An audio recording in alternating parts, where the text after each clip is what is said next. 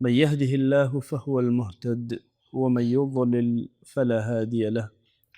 أشهد أن لا إله إلا الله وحده لا شريك له، وأشهد أن محمدا عبده ورسوله.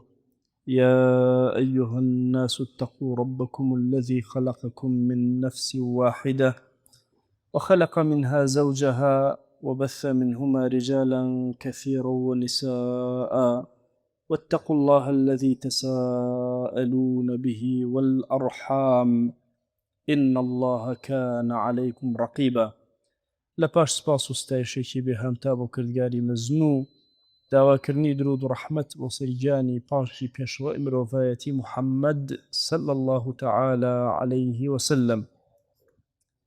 ئینسانی ئیماندار چۆن واجبە لەسەری جلو بەرگ و پۆشاکی مڕەتەب بێ، چۆن واجبە لەسەری کە لە نەخۆشیەکان خۆی بپارێزێ، ئەوە واجبە لەسەری لە نەخۆشیەکانی دڵ خۆی بپارێزێ. یەکێک لە نەخۆشیە زۆر سەرسەختەکانی دڵی ئینسان گومانی خراپ و بەدگومانیە لە ئینسانەکانە. سوء الظن یەکێکە لەو موسیبەتە زۆر گەورانەی کە تووشی ئومەتی ئیسلامی بووە لە ئەمڕۆیە، پێویستی بە عیلاجێکی زۆر گەورە هەیە، چارەسەرێکی زۆر قوڵ هەیە. ابن كثير ڕەحمەتی خۆی لێبێ لە تەفسیرەکەی ئەفەرمێ ظن بریتێ لە چی؟ سوء ظن ئەفەرمێ هو التهمة والتخون للأهل والأقارب والناس في غير محله. ئەفەرمێ ئەوەیە کە ئینسان تۆمەت لە دڵی خۆیان نەک بخاتە سەر زمانی، لە دڵی خۆیان ببەخشێتەوە، لە دڵی خۆیان خەڵک تەخوین کە بە خائین بزانێ، ئیتر لە ئەهل و ماڵی مناڵی خۆیەتی، لە دەوروبەرێتی، لە خزمێتی، لە هەموو خەڵکێتی، لە کاتێکە ئەم تۆمەتە لە جێگەی خۆیان نەبێ، ئەم تەخەونە لە جێگەی خۆیان نەبێ. ئیمامی ماوەردی شافعی مەذهب ئەفەرمێ عدم الثقة بمن هو لها أهل. سوء الظن ئەوەیە کە ئینسان خەڵکێک کە ئەهلی خراپە نەبن، تۆ لە دڵتا وا تەسەوڕکەی کە ئەوانە خراپەکارن، ئەوە سوء ظن لە ئینسانە نابێ بە هیچ شێوازێک سوء ظن لە دڵ و دەرونی ئینسانی ئیماندارە هەبێ. سوء ظن دوو شێوازی هەیە لە قورئانی مبارەکە کاتێک کە باسەکە، هەندێک جار ئینسان سوء ظن بەرامبەر بەخوا ئەکا، والعیاذ بالله، هەندێک جاری سوء ظن بەرامبەر بە عەبدەکانی خوا و مەخلوقاتی خودا. باسی منافقەکان و موشریکان ئەکا، ئەفەرمێ الظانين بالله ظن السوء عليهم دائرة السوء. منافقين و مشركين و ئەمانە بە نێر و مێیانەوە ئەوانە صفەتێکیان هەیە، صفەتەکەیان ئەمەیە کە الظانين بالله ظن السوء، گومانی خراپ بەرامبەر بە خودا لە دڵ و دەرونیانە دائەنێن. ئەم گومانە هەندێک لە مفەسرین بە شیرک لێکیان داوەتەوە، هەندێک بە نیفاق لێکیان داوەتەوە، توانە صفەتی ظنی خراپ بەرامبەر بەخوا صفەتی منافقینە. لەناو عەبدەکانیشە ئەفەرمێ یا ئەیها الذین آمنوا اجتنبوا كثيرا من الظن، هۆ ئیمانداران خۆتان بپارێزن لە زۆرینەی گومانەکان. هەندێک گومان هەیە لەوە چێ لە شوێنی خۆیان بێ، وەکو تعریفەکەی ابن كثير ئەفەرمێ إن بعض الظن إثم، هەندێک لەو گومانانەی کە ئەیبان لە دڵ و دەروونتانە بریتە لە گوناه و تاوان لە کۆڵتانە، ئاگاتان لێبێ جاسوسی نەکەن بەسەر یەکەوە، غەیبەتی یەکتر نەکەن. ئەفەرمون ئەم سێشتە بۆ لە پەنایەکە لەم ئاەتە مبارەکە باس کراوە. سوء ظنی تۆ هەر لێکە فێری جاسوسی تەکە، ئەبیتە جاسوس. سوء ظنی تۆ هەر لێکە غەیبەتکەی، بۆیە ئیمامی غەزالی ئەفەرمێ سوء ظن لە دڵی ئینسانایە، غەیبەتە لە دڵی ئینسانە، حەدیثی نەفسی ئینسانە. بۆیە پێغەمبەرجان صلی الله عليه وآله وسلم لە ڕوايەتێکە ئەفەرمێ إياكم والظن فإن الظن أكذب الحديث. ئاگاتان لێبێ گومانی پیس بە خەڵک نەبن، گومانی خراپ بە خەڵک نەبن، چونکە درۆترین قسە بریتێ لە چی؟ بریتێ لە گومانی خراپ. پاشەوە کەی قسەیە کاتێک کە تۆ لە دڵتا ئەگوزەرێ؟ علەما لە زمانی عەرەبیە بە خەیاڵی ئینسانیان وتووە حەدیث النەفس، ئینسان قسە لەگەڵ خۆیان ئەکا. ئەفەرمێ خراپترین جۆر لە درۆکان کام درۆیە؟ ئەو درۆیە کە ئینسان گومان ببا بەچی بە خەڵکی چاک، یان خراپترین قسە، درۆزنترین قسە، درۆزنترین کەس کێیە؟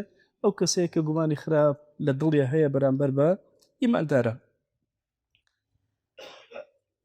ابن عباس رضي الله تعالى عنه أفرمي إن الله حرم على المؤمن من المؤمن دمه وماله وعرضه وأن يظن به ظن السوء.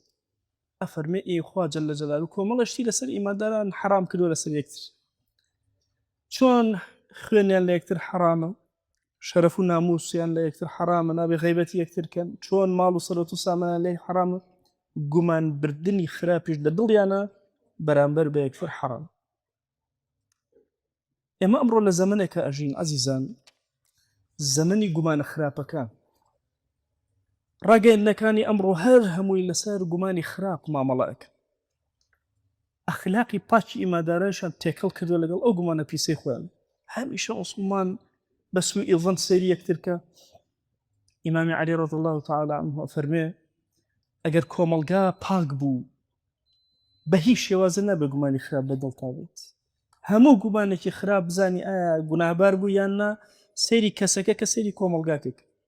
تۆ بێ گومانی خراپ بە ئەهلی مزگەوت ببی، کەسێکی چاک ساڵح ئەهلی سەڵاح و دینداری گومانی خراپی پێ بدەیت، ئەمان هەمووی ئەبنە ئەو سوء و ظەنەی کە لە دڵبەرین توێ. هەندێک جار ئینسان لەگەڵ دراوسێکەیە، لەگەڵ هاوماڵەکەیە، تووشی ئەم بەدگومانیە ئەبێ. ئەزان کەسی بەدگومان خۆی بۆ خۆی ئیسراحەت ناکە، لە ژیانە خۆی ڕەحەتی نابینێ، هەمیشە دڵ و دەروونێکی پیسی هەیە. بۆیە عولەما فەرموویانە هۆکارێ لە هۆکارەکانی گومان بردنی خراپ ئەوەیە کە خۆت خراپ و ئەزانی خەڵکیش وەکو خۆت وها. ڕەحمەتی خوا لە حەسەنی بەسری ئەفەرمێ لەگەڵ دۆستێکە بەڕێگەیە کە ئەسوون کەسێکیان بینی وتیان ئەهلی ئەم لادەیە چۆنە؟ وتی هەر هەمووی خراپە، زۆر بێکەڵکن. فەرمووی ڕاستە خۆ. کەسی دووهەمیان بینی وتی ئەهلی ئەم شوێنە چۆنن؟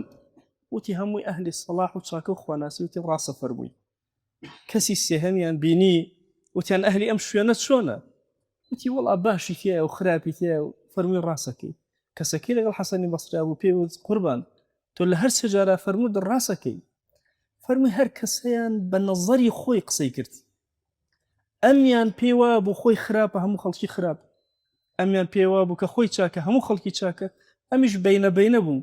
من زانیم کە هەرسێکیان ڕاستەکەن لە نەزەری خۆیانەوە تێڕوانینیان کردووە. بۆیە عەزیزان گومانی خراپ کێشەیەکی زۆر گەورەیە لە ئەمڕۆی ئێمە عالەمی ئیسلامی. کورە تەسەوڕکەن دۆستێکت هەیە سیارەیە کڕێ، ئەها ئەم سیارەی لەکوێ بوو، چۆنی کڕی، بە دوایە ئەڕێ فێری تەجەسوس ئەبی، فێری غەیبەت ئەبی. کوورە کەی ئیشی توێ موسڵمان. هیچێک لە پیاو خواست و خواناس و گەورەکانە فەرمووی بەلای ماڵێکە تێپەڕی بەس ئەمە لە پرسیارێکی وتی ئەم ماڵی کێ؟ ماڵێکی جوان. ئەفەرمێ شەوێک هەتا بەیانی نەخەوت ئەو خوبەی خۆیدا، وتی لەبەرەوەی پرسیارێکت کرد لە جێگەی خۆیان لەو بوو ئەم پرسیارەت کرد چی ئیشت هەیە بە ماڵی خەڵک، بزانی هی خەڵکیان نا چی. هەمیشە ئینسان لەو دائیرە بسوڕێتەوە، دائیرەی چاکەکاران، لە دائیرەی ئەهلی پیسە هەڵسوڕای تەئکید بە تووشی ظەنی خراوە. ئەمڕۆ کە ئەڵێن دائیرەی چاکەران بەس ئینسان نەیەتە پێش چاوتان. ئەو مۆبایلەی گیرفانمان، ئەو شاشانەی کە هەمانە لە ماڵەکانە، هەموو ئەم شاشانە کۆمەڵگاکانی ئێمن. ئاتۆ وەرە شەو ڕەسەر کە بە فلیمی میسڕیە، ئەنواع ئەو نەخۆشیانەی لەناو میسڕە هەن لە توێ دروست. سەری فلیمی سینی کە هەموو نەخۆشەکانی ئەوان تیاتە دروسە، بێغیرەتی و بێشەهامەتیەکانیان تیا دروسە. سەیری هندی کە وردە وردە بەلاتەوە ئاسایی ئەبێتەوە بتپەرستن، وشک پەرستن بەلاتەوە ئاسایی ئەبێتەوە، ئەبیتە ئەهلی ئەو کۆمەڵگایە. بۆی ئینسانی ئیماندار ئەبێ بزانێت سوئی ظەن هەندێک جار لەناو بیئەکەیەوە بۆی دروست ئەبێ. تۆ نابێ لە بیئەیەکی پیسە بژی. ئەمڕۆ پەروەردە زۆر قورس بوو، ناڵێن پەروەردەی مناڵ، پەروەردەی خۆمان، ذاتی خۆمان گەورەکان پەروەردەمان زۆر قورس بووە، چکە لە کۆمەڵگایەکی موسڵمانە تێپەڕ ناکرد. ئێمە لە یەکەڵ یەکتریان ناژین، بەشێک لەگەڵ یەکترا ئەژین، بەشی دووهەممان هەیە، هەموومان بوونەتە دوو ڕوو، ڕوویەک لەگەڵ شاشەکانمانە لە کۆمەڵگایەکان، لەگەڵ یەکترا لە کۆمەڵگایەکی ترا. ئێمە ئومەتی پێغەمبەر صلی الله علیه وسلم ئومەتێکی دڵپاکین. گومانی خراپ لەناو دڵمانە دروست نابێ بەرامبەر بە هیچ موسڵمانێک لەسەر زەویە. چی هەیە، چۆنی هەیە، چی ئەخوا چی ناخوا، ئەمانە ئیشی ئێمە نییە، کاری ئێمە نییە. ئێمە ئەبێ نەزەریاتمان زۆر جوان بێ لە فکری ئەهلی سنەت و جەماعەتە بە گوناه ئینسان ناکەوێت. ئەمڕۆ لە مجتەمع و کۆمەڵگەی ئێمە سیرکن کەسێک گوناهکە یەکسەر ئەکەوێت ئەو فکری خەواریجە، فکری ئەهلی سنە و جەماعەت نییە. ئەهلی سنەت و جەماعەت ئەبەدەن بە گوناه بە هیچ شێوازێک کەس بە سووکی سێر ناکەن. بۆی ئەصحابی پێغەمبەر صلی الله عليه وسلم ئەگەر گوناهیشیان بکردە نەئەترسان لەناو کۆمەڵگە هاواریان نەکرد یا ڕەسوڵ الله گوناهمان کرد و پاکمان کەرەوە، چونکە ئەنزانی لەناو کۆمەڵگا بە گوناه ناکەون، بە شیرک و کوفر ئەکەون. ئەوەی ئەم شێوازەکە هەیە ئەمڕۆ شێوازێکی ئیسلامی و مسلمانانە نییە عەزیزانە. بەخوا ئەبێ ئەم نەخۆشیانەی دڵ چارەسەرکەین. والله ئەگەر ئەم نەخۆشیان چارەسەر نەکەین، مهما كان منظرمان منظری ئیسلامی بێ، دەروونمان دەرونی ئیسلامی نییە، ڕۆحمان ڕۆحی مسلمانان نییە. کۆمەڵگای کوردی کۆمەڵگایەکە بە دینەوە زۆر جوان بووە، دڵ و دەروونەکان ئەگەر ئەهلی دین بین هەموو کافر ممکنە بتوانێت شێوەمان بگۆڕێ، بەس ناتوانێت دەروونمان بگۆڕێ ئەگەر خۆمان مساعد نەبین. بۆی ئەبێ گرفتەکانی ناخوان چارەسەرکەین، خۆمان پاککەینەوە، سوئی ظن بە هیچ شێوازە بەرامبەر بە هیچ ئیماندارێک نەبین، پەروەردەیەکی نوێی ڕۆحمان دەست پێ بکەین.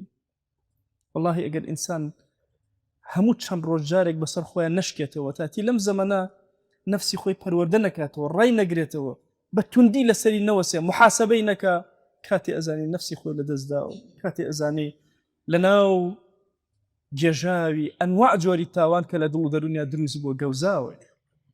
ئومێدمان وهایە کە خوا جەل جەلالوهو لطفی گەورە گەورە بەسەرمانەدا ببارێنێ، لەم نەخۆشی دەرونیانە ڕزگارمان بکە. خوای گیان ئێمە ڕوومان کردوتە ماڵەکەی تۆ، هانامان بۆ لای تۆ هێناوە. پەروەردگارە لەم زەمانە پەروەردەکارەکانمان زۆر کەم بوونەتەوە، بەڵام ئەزانین تۆ دەسەڵاتێکی زۆر گەورەت هەیە، بە ڕۆح و دڵمان ڕوو ئەکەینەتەوە یا ئیلاهی نەفسمان پەروەردەکە یا رب العالمین. یا ربی خوایە پەنا ئەگرین بە تۆ لە خراپەکانی دەروونمان یا ئەکرەم الئەکرەمین. خوای لێت ئەپارێنەوە لێت ئەلاڵێنەوە. ئەم ئیماندارانە ڕویان کردوتە ئەم ماڵەی تۆ یا ئیلاهی داوان لێ ئەکەین بە کەڕەمی خۆت لە هەرچی گوناهیانە ببورە، هەرچی چاکەی دین و دنیا هەیە پێیان عەتاکە یا رب العالمین. خوای ئەم ئیماندارانە سوژدە نابن تەنها بۆ تۆ نەبێ، ڕکوع نابن تەنها لە حوزوری تۆی ئەنەبێ، دەستی زەلیلی دوعا بەرز ناکەنەوە تەنها بۆ تۆ نەبێ. دەیا ئیلاهی دوعاکە نەنگیرا بکە، وادعوا الله وأنتم موقنون بالإجابة.